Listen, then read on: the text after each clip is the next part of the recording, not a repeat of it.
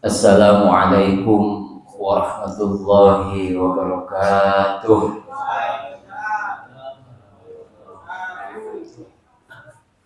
Alhamdulillah, alhamdulillahirabbil alamin.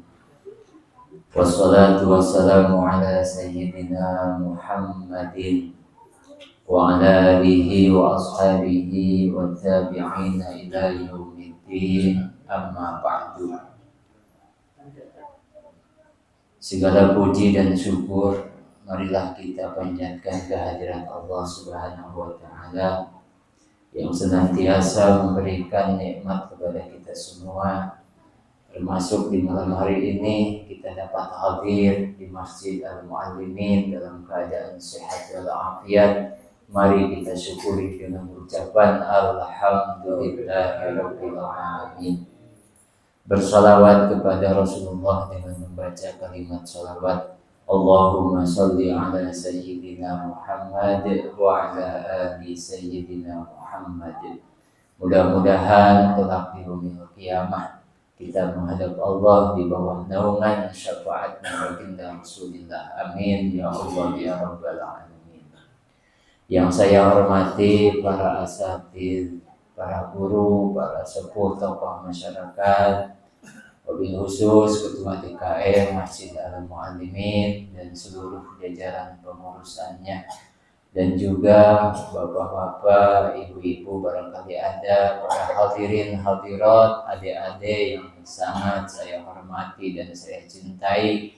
Teriring doa mudah-mudahan kumpul kita pada malam hari ini mendapatkan ridho dari Allah Subhanahu wa taala serta menjadi wasilah semakin tambah keberkahan buat kita semua. Amin ya Allah ya rabbal alamin.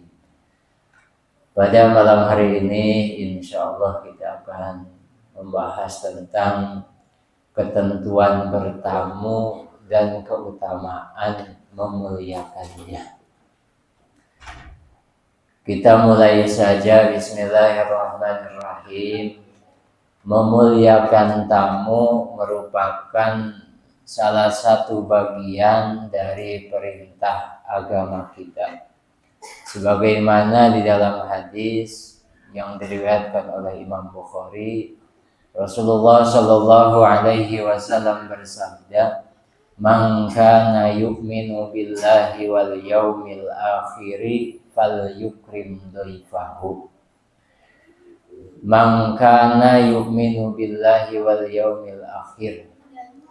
Siapa saja yang ia beriman kepada Allah dan mengimani akan adanya hari akhirat, fal yukrim, maka hendaklah ia memuliakan dhaifahu, pada tamunya.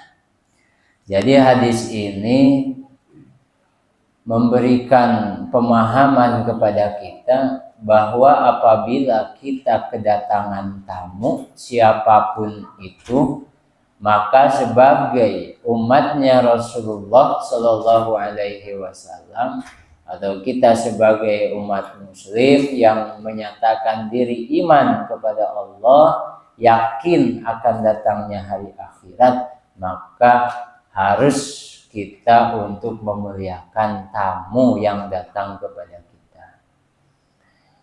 Nah, itu hadis yang pertama. Hadis yang kedua, qala Rasulullah sallallahu alaihi wasallam, syarrut ta'ami ta'amul walimah, yud'a lahal aghniya'u wa yutrakul fuqara'u.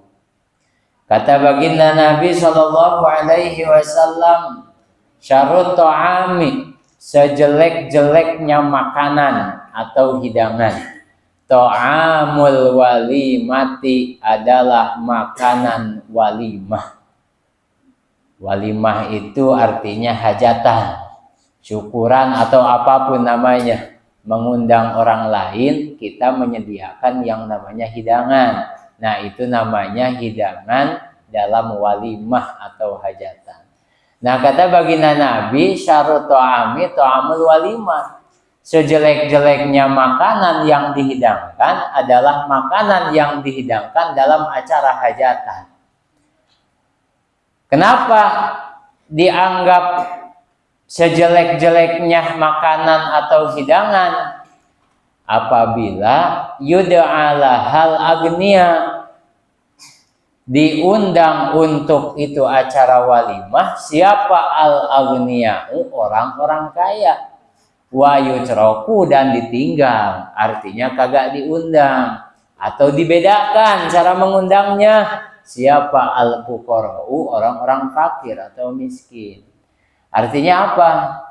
Kalau seandainya kita mau melangsungkan acara itu walimah, syukuran atau apapun namanya, yang di dalamnya kita mengundang masyarakat, maka kita tidak boleh yang namanya membeda-bedakan antara ini si kaya, ini si miskin. Kalau di dalamnya kita membedakan, oh ini mah buat si kaya, nah yang ini mah untuk si miskin, maka kata Nabi, kalau caranya begitu, maka itu adalah hidangan makanan yang paling jelek, kata Nabi. Nah, maka hadis ini mengajarkan kepada kita agar supaya kita memperlakukan hal yang sama kepada masyarakat, baik yang statusnya kaya, biasa, maupun yang miskin. Kalangan atas, kalangan menengah, kalangan bawah, kalau kita mau mengadakan acara walimah apapun namanya, kita tidak boleh membeda-bedakan. Baik dalam hal penyambutan atau undangan, atau dalam cara menjamu, itu nggak boleh. Kalau orang kaya di meja yang ini dikhususkan untuk orang kaya, kamu mah yang orang biasa, jangan di sini aja. Nah itu nggak boleh. Apalagi yang kita cari adalah keuntungan. Kenapa dibedain? Orang kaya mah segini, orang miskin mah segini. Cara penyambutannya juga beda, cara duduknya juga beda, cara menjamunya juga beda. Kalau orang miskin dikasih hidangan yang bagus, rugi kita. Lah dia makan isinya juga goceng. Sekali nyendok bisa paling kecil 25.000. Lah, rugi 20.000. Tapi kalau orang kaya yang datang, amplopnya 500.000, makannya paling 15.000, karena orang kaya mah udah biasa. Kalau orang kismin alias miskin itu kan aji mumpung, apa baik yang disediain oleh tuan rumah diambil semua, satenya 10 tusuk, belum baksonya, somai, es teler, sampai es doger, semuanya diambil, rugi kita. Makanya harus dibedain, katanya begitu. Maka kata Nabi, kalau kita membeda-bedakan siapa yang hadir, apalagi antara si kaya dengan si miskin, maka kata Nabi, itu adalah acara walimah, bahkan hidangannya pun adalah hidangan yang paling jelek, kata Nabi Shallallahu Alaihi Wasallam. Maka hendaknya bagi kita yang sudah tahu, kita tidak boleh memperlakukan yang beda antara tamu, apakah itu yang kaya maupun yang miskin. Hadis riwayat Bukhari dan Muslim. Selanjutnya surah Az-Zariyat ayat 24 sampai ayat 27. A'udzu billahi minasyaitonir rajim. Bismillahirrahmanirrahim. Hal ataka haditsu dhaifi Ibrahim al-mukramin. Idkhalu 'alaihi faqalu salaman qala salamun qaumun munkarun. Faragha ila ahlihi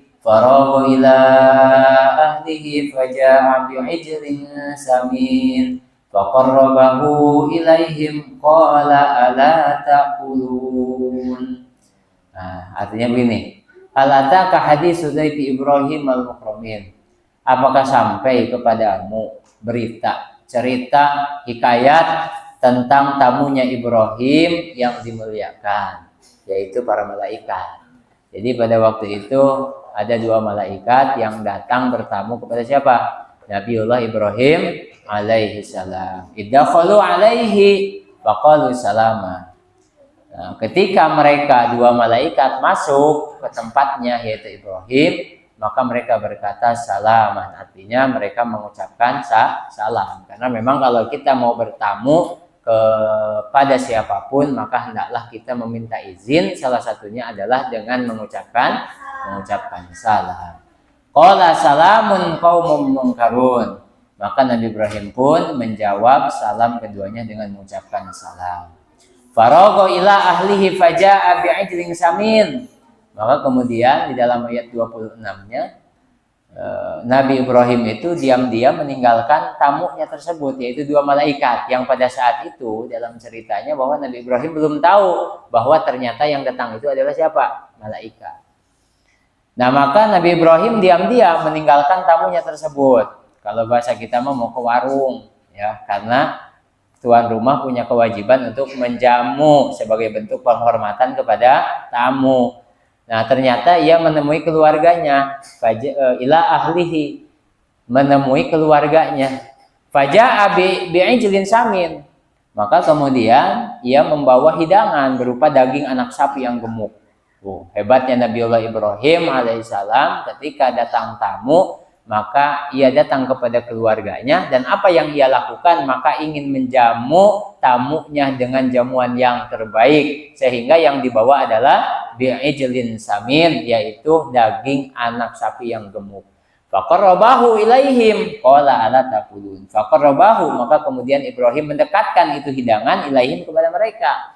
Karena memang adab-adabannya ketika kita kedatangan tamu, maka harus bagi kita sebagai tuan rumah untuk mendekatkan jamuan kepada tamu tersebut.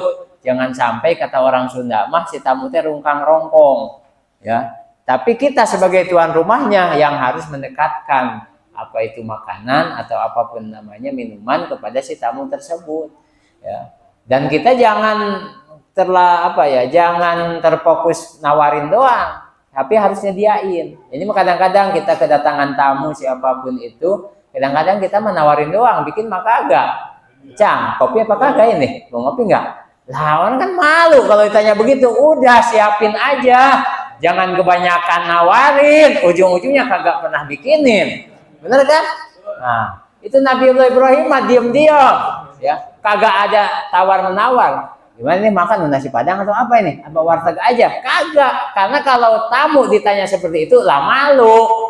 Ya, malu, ya. Padahal itu udah ngosongin perut dari rumah dengan harapannya supaya apa?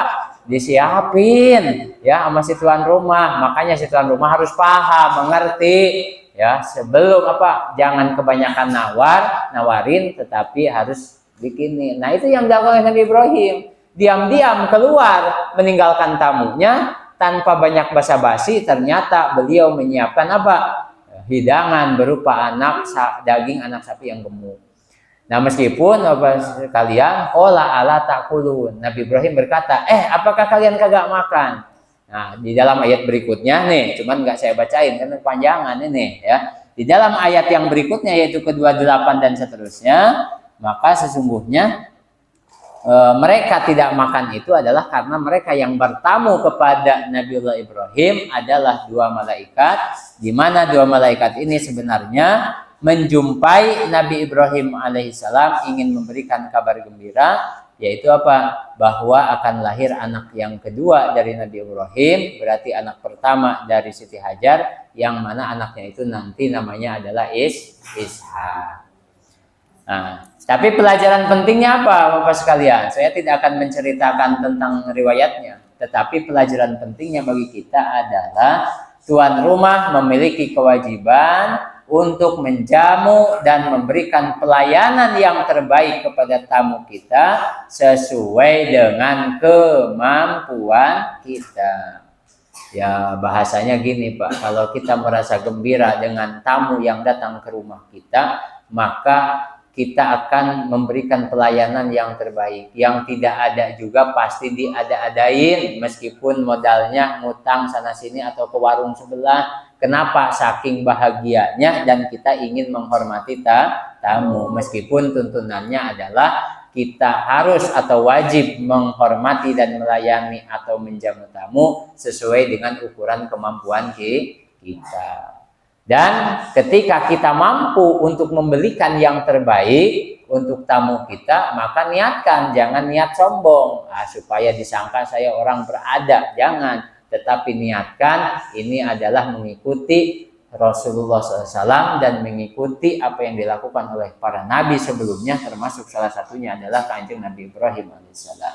Nah, maka karena kedermawanan atau kehebatan Nabi Ibrahim dalam memuliakan dan menggembirakan tamunya, maka Nabiullah Ibrahim alaihissalam dalam riwayat sering disebut dengan Abu Dipan. Abu Dipan itu artinya bapaknya tamu, karena setiap ada tamu yang berkunjung kepada Nabi Ibrahim, maka Nabi Ibrahim adalah orang yang paling mengerti bagaimana cara menggembirakan tamunya tersebut.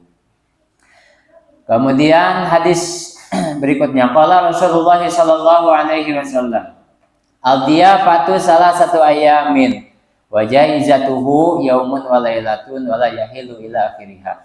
Al-diyafatu ari tamu salah satu ayamin eta atau itu 3 hari. Jadi masa bertamu kata baginda Nabi SAW berdasarkan hadis ini itu adalah masanya 3 hari. Wajaizatuhu yaumun walailatun, dan memuliakan tamu kewajibannya bagi tuan rumah yaumun walailatun, itu adalah 1 hari 1 malam. Nah, sehingga kata Nabi wala yahillu lirajulin muslimin ayyuqima inda akhihi hatta yuksimahu. Tidak dihalalkan lirajulin muslimin bagi seorang muslim ayyukima tinggal, artinya bertamu Bapak sekalian, karena tadi penjelasannya adalah tentang tamu. Inda akhihi, di rumah saudaranya, artinya di rumah orang yang menjadi tuan rumahnya, hatta yusimahu, sehingga ia menyakitinya. Nah, maka kemudian para sahabat bertanya, ya Rasulullah, wa kaifa yusimahu? Ya, bagaimana ia menyakitinya? Maksud dari tamu menyakiti tuan rumah itu gimana ya Rasulullah? Maka apa jawaban Rasulullah? Qala yuqimu indahu wala syai'a lahu yukrihi bihi. Sang tamu tinggal bersama si tuan rumah, sedangkan wala syai'a lahu, tidak ada apa-apa pada si tuan rumah tersebut yukrihi bihi, untuk menjamu tamunya tersebut. Jadi artinya begini Bapak sekalian.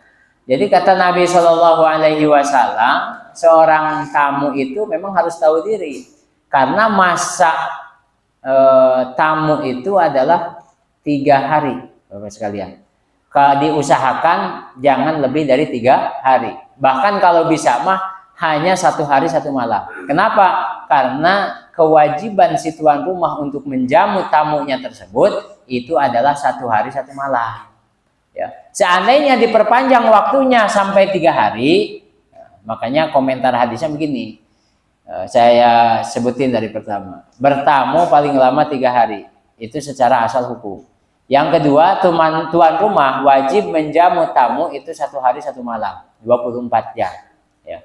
Lebih dari 24 jam, si tuan rumah tidak ada kewajiban untuk menjamu. Bahkan di lingkungan juga 1 kali 24 jam tamu wajib lapor, kan begitu ya Bapak sekalian.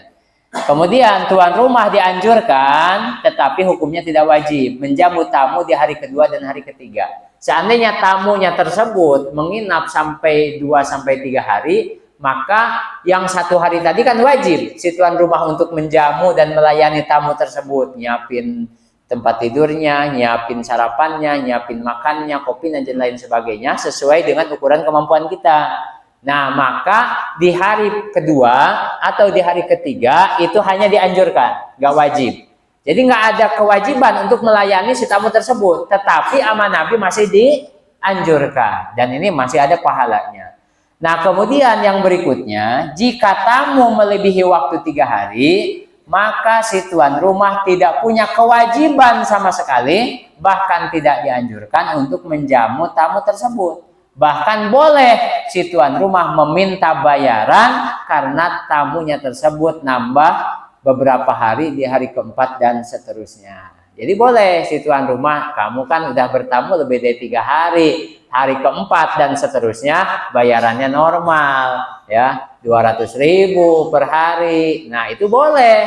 Tetapi ulang lagi Bapak sekalian, ketika tuan rumah itu merasa ridho, siap, bahkan ada untuk menyiapkan segala sesuatunya, maka itu tidak mengapa dan itu dibolehkan selama tidak memberatkan. Itu Bapak sekalian yang dimaksud daripada hadis yang tadi disampaikan. Berikutnya terakhir nih. Qala Ibnu Mas'ud. Ini Ibnu Mas'ud berkata begini. Kana minal ansori rajulun yuqalu lahu Abu Syu'aibin ila akhirih. Karena terbukti minal ansori dari kalangan ansor. Siapa rajulun? Ada seorang laki-laki. Yuqalu lahu Abu Syu'aibin, dikatakan atau namanya si laki-laki tersebut adalah Abu Syu'aib. Jadi dulu sahabat Ansor itu apa? Sahabat asli penduduk Madinah. Karena Rasulullah kan Rasulullah SAW di tahun ke-13 dari dakwahnya di kota Mekah itu mengharuskan hijrah ke mana? Ke Madinah. Nah, orang Mekah yang hijrah ke Madinah disebut dengan golongan muhajirin kan gitu ya. Nah, kalau penduduk asli Madinah yang saat itu Yasrib Pak namanya, yang menerima kedatangan muhajirin Mekah disebut dengan golongan Ansor. Nah, dari golongan Ansor ada satu orang yang bernama Abu Syu'aib. Wa kana lahu gulamun lihamun. Dan si Abu Syu'aib sahabat Nabi ini adalah anak tukang daging. Ya, jadi anak tukang daging yang mana bapaknya itu berjualan daging biasa di pasar Madinah pada saat itu. Faqala, maka Abu Syu'aib ini berkata kepada keluarganya, "Isna' li ta'aman." Bikinkan atau buatkan aku makanan, kata Abu Syu'aib kepada keluarganya. "Isna' li ta'aman." Buatkanlah untukku makanan. Ud'u Rasulullah sallallahu alaihi wasallam khamsatin. Aku akan mengajak siapa? Kanjeng Rasulullah sallallahu alaihi wasallam. Ya kira-kira makanan itu cukup untuk berlima. Ya, berlima itu tamunya Abu Syu'aib. Berarti kalau sama Abu Syu'aibnya berenam. Ya. Jadi Abu Syu'aib ini meminta kepada keluarganya untuk dibuatkan jamuan makanan yang cukup untuk berlima, karena nanti Rasulullah SAW, nanti Abu Syu'aib ini akan mengajak siapa? Kanjeng Rasulullah SAW bersama 4 sahabatnya, sehingga berlima bersama Rasulullah, berenam bersama Abu Syu'aib. Nah, maka kemudian setelah itu fada'a Rasulullah SAW khamsatin. Jadi ketika Abu Syu'aib sudah menyampaikan ajakan kepada Rasulullah seperti yang tadi disebutkan, maka Rasulullah SAW juga fada'a mengajak siapa Rasulullah SAW khamsatin pada 4 sahabatnya berlima bersama beliau Rasulullah. Nah, tapi ternyata Pak, ya, Rasul ngajaknya 4 orang berlima sama Rasulullah ingin berangkat ke rumah Abu Syu'aib karena karena diundang oleh Abu Syu'aib, maka fatabi'ahum rajulun. Ada aja satu orang laki-laki yang mengikuti mereka. Nabi ngajaknya 4 orang, si fulan, diajak sama Rasulullah berlima menuju ke rumah Abu Syu'aib. Dari belakang ada yang ngikutin. Namanya ngikutin kan dari belakang ya Pak. Kalau dari depan bukan ngikutin, cuma nuntun. Dari belakang ada yang ngikutin. Siapa? Seorang laki-laki. Tapi nggak disebutkan namanya di sini. Ya, diajak kagak, ya, tapi ngikutin baik nih, ya. Nah, maka ketika Rasulullah SAW udah nyampe ke rumahnya Abu Syu'aib dan kemudian si laki-laki yang ngikutin juga ikut sampai, ya, padahal kagak diajak sama sekali. Maka apa yang dilakukan oleh Rasulullah? Rasulullah SAW meminta izin terlebih dahulu. Karena tidak boleh kita diundang oleh seseorang, kemudian kita mengajak orang lain tanpa sepengetahuan atau tanpa diizinkan oleh si tuan rumah yang mengundang kita. Itu nggak boleh. Nah, makanya apa yang dilakukan oleh Rasulullah? Innaka da'autana khamsatin wa hada rajulun qad tabi'ana fa in syi'ta ila akhiriha. Innaka, sesungguhnya kamu, kata Nabi kepada Abu Syu'aib, da'autana, mengundang kami khamsatin, hanya berlima, yaitu Rasul bersama 4 sahabatnya. Wahada, dan ini nih, si ini rajulun, si laki-laki, qad tabi'ana, dari tadi ngikutin baik.